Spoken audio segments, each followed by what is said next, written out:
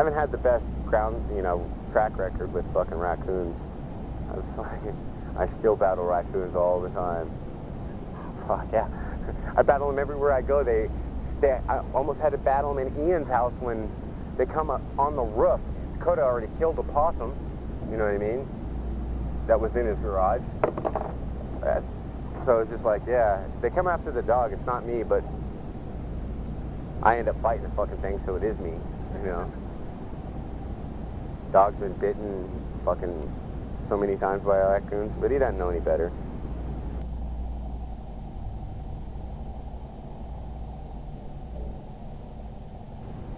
It changed my outlook on it because on the way I stopped doing it, you know. I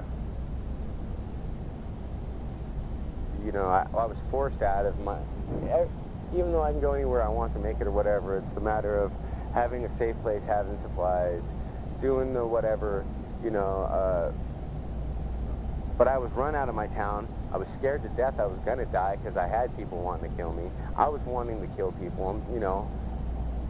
When you sleep with a gun in your hand, you know, something's going to get shot, you know, and usually does. And I don't know, I just didn't want to live like that, you know, no more.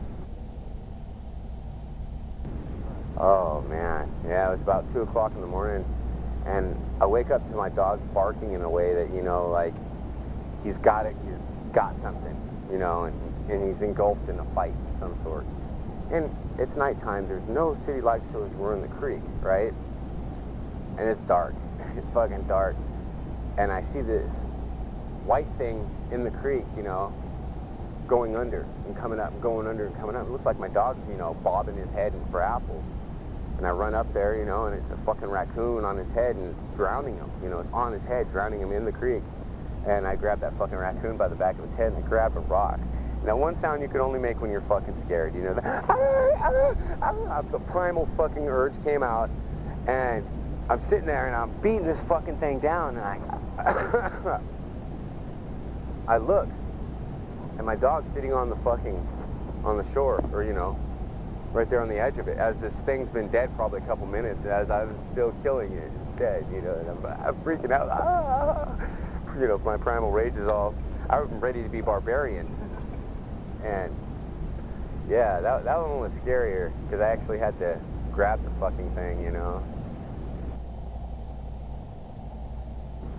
Going to other people's houses and kicking in their door, cuffing them, you know, like it was a raid, a police raid, just taking their drugs and leaving them there cuffed. And that's one of the, you know, like, lighter side of, like, in the mad comic books, or for better for worse, you know what I mean, type. I label that under that. When stuff like that's going down, you know, that's usually something instigated the robbery, you know. They didn't just say we're gonna take this dude's shit. Usually someone fucks up and does something to piss someone off enough, because no one's ever gonna let you know that you have large amounts of drugs. You may know how to have drugs, and you never know how much they have. But if you know how much they have and stuff like that, you've got a better relationship with your customer than, you know what I mean, than what's really at hand. Because they would never think, you know, if you're just showing one little bag at a time, whatever they're buying, you know, they would never think that, you know. But if they know information like that, then obviously there's something more at hand, you know. No one just, unless some random thief gets wind of it, you know, but that just don't happen. They weed themselves out. All the thieves and all that, even the drug dealers that are dealing it, still deal to the thieves, because you keep your friends close and your enemies closer. That's the way you deal with drugs, because you don't want that motherfucker being a bitch and snitching you off to the cops, or you know, setting you up for something, or, you know, because you know he's scandalous like that, as opposed to someone else that, you know, you can trust a little bit, you know, more so. You can't even trust yourself when you're on this shit. You can't. It's like being manic depressive. You're always manic, you know. It's fucking crazy. My phone was off the hook a lot.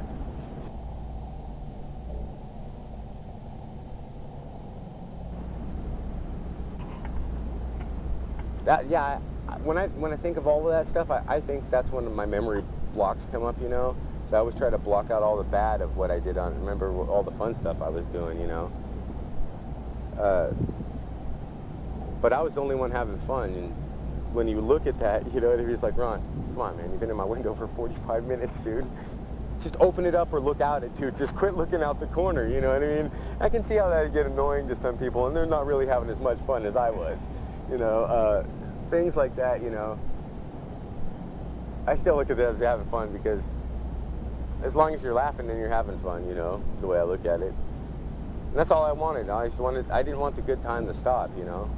I was having a great time. Didn't really have any worries in the world.